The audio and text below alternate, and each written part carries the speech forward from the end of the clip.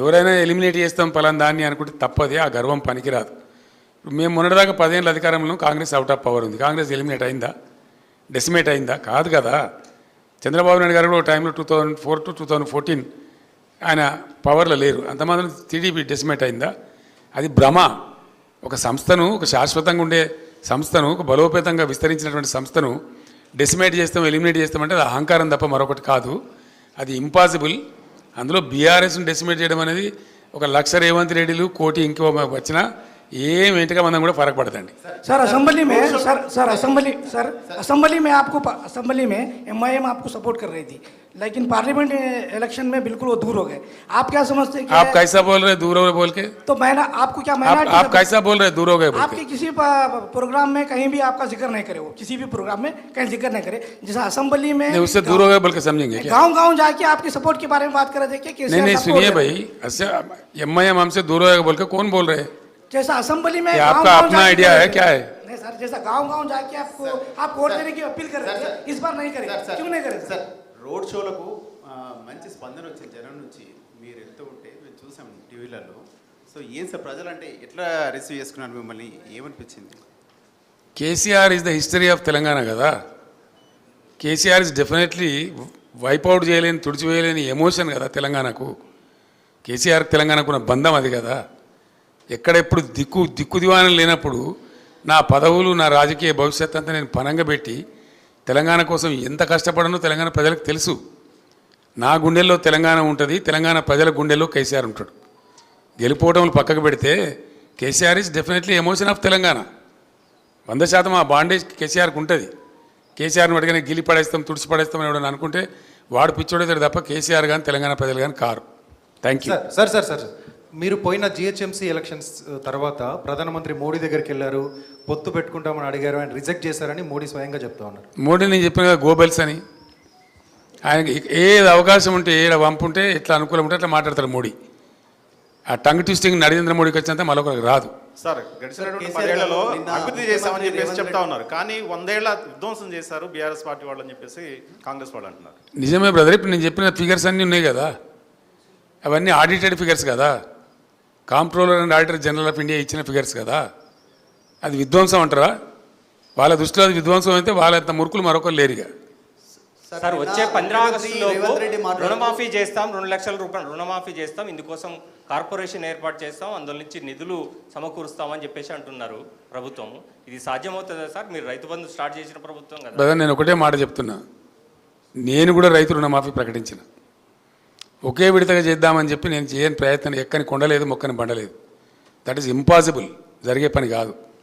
అందుకే అరచేతిలో వైకుంఠం చూపించి మిమ్మల్ని మోసగించారని ప్రజలకు చెప్పిన, ప్రజలు కూడా అదే నమ్ముతున్నారు. అది అయ్యే పని కాదు. ఎందుకంటే ఇప్పుడు ఈయన రైతు భరోసా వేయాలి, నెక్స్ట్ ఏమన్నా 4 విడతల డిఏ ఇప్పుడు విడుదల చేయాలి, 51% ఫిట్మెంట్ ఉద్యోగస్తులు అడుగుతున్నారు, అవి ఇవ్వాలి, మళ్ళీ 40,000 కోట్ల రుణమాఫీ ఇవ్వాలి. ఎక్కడికి వెళ్ళి చేస్తారండి? ఎవరిని మోసపుస్తాడు ఈయన? అంత పట్టిదే ఫాల్సు, అది జరిగే పని కాదు. ఆ కార్పొరేషన్ బట్టిదే, అంత బట్టిదే, ఏది కూడా జరిగే పని కాదు. గవర్నమెంట్లో ఎవ్రీడే మనీ జనరేట్ అవుతుంది, ఎవ్రీడే మనీ బయటికి పోతుంది. అట్లా విడుదల వారికి జరుగుతుంది తప్ప రూపాయి రాక రూపాయి పోక అని ఉంటుంది తప్ప గవర్నమెంట్ దగ్గర అట్లా సూట్ కేసులలో డబ్బులు ఉండయండి. ఈయన చెప్పేదంతా భ్రమ. ఆయన భ్రమలో ఉండి ప్రజలను కూడా భ్రమింపజేసేటువంటి ఒక ప్రయత్నం చేస్తూ ఉన్నాడు.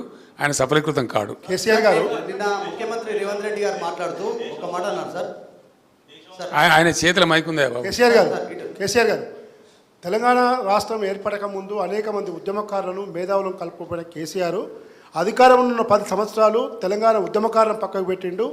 జర్నలిస్టులకు కూడా ఎలాంటి న్యాయం చేయలేదు. కాబట్టి మొన్న అధికారం కోల్పోయాడు. ఇప్పుడు కారు షెడ్డుకు పోయింది, అది బయటికి రాదు. కాబట్టి ఇప్పుడు పార్లమెంట్ ఎన్నికల్లో బీఆర్ఎస్కు ఓటు వేయాల్సిన పని లేదని చెప్పి కాంగ్రెస్ చెప్తా ఉంది. ఓకే అమ్మ, చాలా సంతోషం. షెడ్లో ఉన్నది కదా కారు, ఎంత బలంగా వస్తుందో దాని తాటికి రేవంత్ రెడ్డి ఎక్కడ కొట్టుకపోతాడో మీరు నేను ఇద్దరం చూద్దాం. ఉద్యమకారుల విషయం సార్, ఉద్యమకారుల విషయం కేసీఆర్ గారు మీ పని అయిపోయిందండి. ఇప్పుడు వేరే వాళ్ళకి అవకాశం ఏంటి?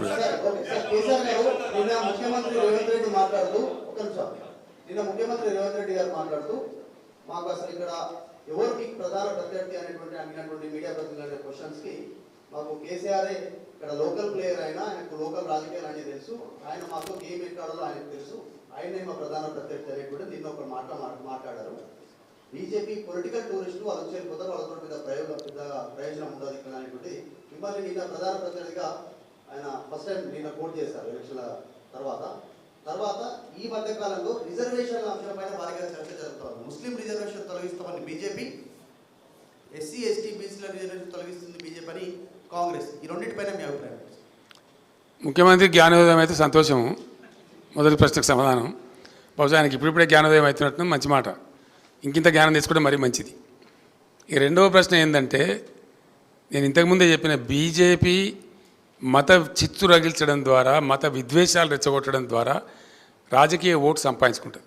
దేవుని పేరు చెప్పుకుంటూ దేవుని పేరు మీద ఓట్లు దొబ్బే పార్టీ బీజేపీ. వాళ్ళు సృష్టించే ఈ గోల. నేను ఒక్కటే మాట చెప్తా ఉన్నా, వాళ్ళు ముస్లింలా, హిందువులా, మరొకలా అని కాకుండా ఏ ప్రజలైతే ఇప్పటికి కూడా అసమానతకు గురవుతూ ఉన్నారో, ఏ ప్రజలైతే వాళ్ళకి రావాల్సినటువంటి వాటా పొందలేకపోయినరో, వాళ్ళు ఎస్సీలు కావచ్చు, ఎస్టీలు కావచ్చు, బీసీలు కావచ్చు, ఎంబీసీలు కావచ్చు, ముస్లిం సోదరులు కావచ్చు, ఎవరైనా కావచ్చు, వాళ్లకు న్యాయం జరగాల్సిన అవసరం ఉంది. ఇలా ఎస్సీలకు కూడా ఇలా 15% రిజర్వేషన్ ఉంది దేశంలో. వాళ్ళ పర్సంటేజ్ 19% పోయింది. వాళ్ళ లోపల ఇంకా దరిద్రం పోలే. అందుకే దళిత బంధు తెచ్చినాం. కాబట్టి 19% రిజర్వేషన్ ఎస్సీల కోసం పెంచాల్సిన అవసరం ఉంది. డెఫినెట్గా నేను ఘంటాపదంగా చెప్తా ఈ మాట. ఎవరైతే అల్పాదాయం కలిగి ఉన్నారో, ఎవరైతే ధనవంతులతో పోటీ పడలేకపోతున్నారో, ఎవరైతే అర్హులై ఉన్నారో, కులాలకు మతాలకు అతీతంగా అందరికీ రిజర్వేషన్లు ఉండాల్సిందే, అవి కొనసాగాల్సిందే. మనది ఒక టిపికల్ దేశం భారతదేశం. ఒక్కొక్క రాష్ట్రంలో ఒక్కొక్క పరిస్థితులు ఉంటాయి. కాబట్టి అన్ని వర్గాలు సమానంగా ఉన్నాయి. కాబట్టి డెఫినెట్గా రిజర్వేషన్లు తీసేస్తాము, అవి ఎవరైనా సరే వాళ్ళకి నేను వ్యతిరేకిని, మా పార్టీ వ్యతిరేకం. 100% ముస్లింల రిజర్వేషన్ తీసేయడం తప్పు. వాళ్ళకి ఏదైనా ఉంటే ఉన్నదాన్ని కొనసాగించండి, ఇంకోటి పెంచితే పెంచండి.